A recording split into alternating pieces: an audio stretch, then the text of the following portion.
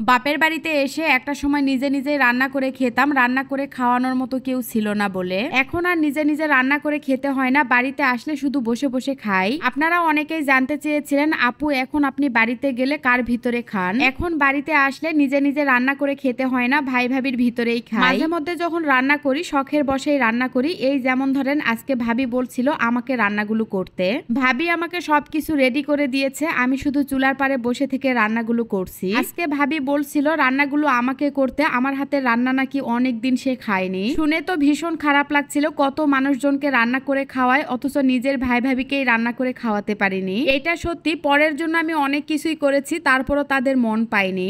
এটা চির সত্যি কথা, পরকে যতই ভালোবাসা হোক না কেন তারা কখনো আপন হয় না, পর পরই থাকে। যতক্ষণ দিতে পারবেন ততক্ষণই আপনি ভালো, আর যদি না দিতে পারেন তাহলে দুনিয়ার সবচেয়ে খারাপ মানুষটাই আপনি। যাই হোক, গতকাল হাট থেকে যে পাঙ্গাস মাছ এনেছিলাম, ভাবি বলছিল পাঙ্গাস মাছের পেটি দিয়ে কচুর লতি রান্না করার জন্য। কচুর লতি সাধারণত ছোট মাছ দিয়ে রান্না করলে খেতে অনেক বেশি স্বাদ হয়, কিন্তু ছোট মাছ ছিল না, তাই পাঙ্গাস মাছের পেটিগুলো দিয়েই কচুর লতি রান্না করব। মাছগুলো প্রথমে কষিয়ে নিয়েছি, তারপরে কচুর লতি দিয়ে দিলাম, আর সাথে কয়েকটা আলুও কেটে দিয়েছি। পাঙ্গাস মাছের তেল দিয়ে এভাবে যদি কচুর লতি রান্না করা হয় খেতে কিন্তু অনেক বেশি স্বাদ হয়। এই তো দেখেন তরকারিটা রান্না করা হয়ে গেল, এখন তরকারিটা নামিয়ে নিব। বাড়িতে আসার আগে ভাবিকে বলছিলাম এবার বাড়িতে গেলে দই বানাবো, তাই ভাবি প্রতিদিনের দুধগুলো জমা করে রাখে। বাড়িতে নতুন একটা গরু কেনা হয়েছে, অর্থাৎ গাই গরু কেনা হয়েছে। প্রতিদিন যা দুধ হয় সেগুলোই জমা করে রেখে দিয়েছিল দই বানানোর জন্য। এখানে মোট 4 কেজি দুধ আছে, এই 4 কেজি দুধ দিয়েই আজকে আমরা দই বানাবো। বড় একটা পাতিলে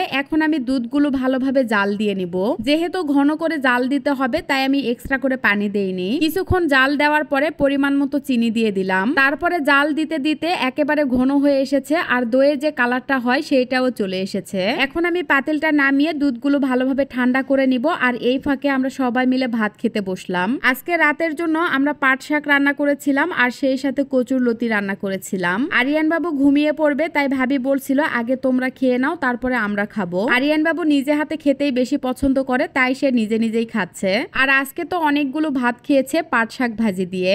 ভাত খাওয়ার পরে এখন এই তো দই বানানোর কাজে লেগে পড়লাম। দুধও ঠান্ডা হয়েছে, দইয়ের বীজ হিসেবে এক্সট্রা একটু দই রাখা হয়েছিল। এক্সট্রা দই যদি না দেওয়া হয় তাহলে দই কিন্তু একেবারেই জমবে না। দইগুলো দেওয়ার পরে ভালোভাবে নেড়ে চেড়ে যে পাত্রে দই বসাবো সেই পাত্রে দিয়ে দিচ্ছি। সাধারণত স্টিলের পাত্রে দই ভালোভাবে জমে না, আমি যতবার দই বসিয়েছি স্টিলের পাত্রে বসাতে পারিনি, অর্থাৎ দই জমেনি। ভাবি একটা মাটির পাত্র দিয়েছিল, পরে আমরা স্টিলের পাত্র থেকে মাটির পাত্রে ঢেলে আবার দই বসিয়েছি। লেপ কম্বল কাঁথা যা যা ছিল সবকিছু দিয়ে আমি ভালোভাবে ঢেকে দিচ্ছি যাতে করে তাড়াতাড়িতে গরম ধরে। 8 থেকে 10 ঘন্টা রাখতে হবে। রাত 10:30টায় দই বসালাম, আগামীকাল সকালে বের করব। দুর্ভাগ্যবশত সকালে উঠে দেখি দই ভালোভাবে জমেনি। এত কষ্ট করে দই বসালাম অথচ আমাদের খাওয়াই হলো না, কপালই খারাপ। যাই হোক, কি আর করার, আজকের মতো এখানেই বিদায় নিচ্ছি। সবাই ভালো থাকবেন, সুস্থ থাকবেন, আর ভিডিওটা ভালো লাগলে অবশ্যই শেয়ার করবেন। আল্লাহ হাফেজ, টাটা।